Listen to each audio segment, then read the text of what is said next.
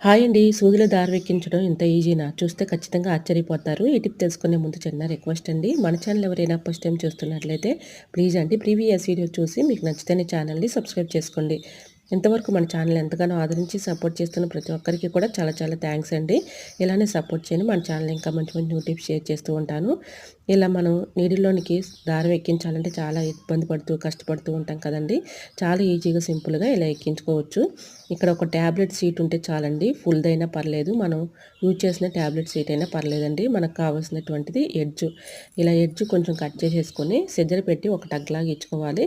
ముందుగా ట్యాబ్లెట్ సీట్‌ని ఈ విధంగా పెట్టేసి ట్యాబ్లెట్ సీట్ టగ్‌లో నుంచి ఈ విధంగా దారాన్ని తీసేసుకోవచ్చు. చాలా ఈజీగా సింపుల్‌గా దారం అయితే ఎక్కించుకోవచ్చు. చాలా ఈజీగా సింపుల్‌గా ఇలా ఎక్కించుకోవచ్చండి. ఫుల్ వీడియో కావాలంటే మన యూట్యూబ్ ఛానల్‌లో ఉంటుంది. తప్పకుండా చూడండి.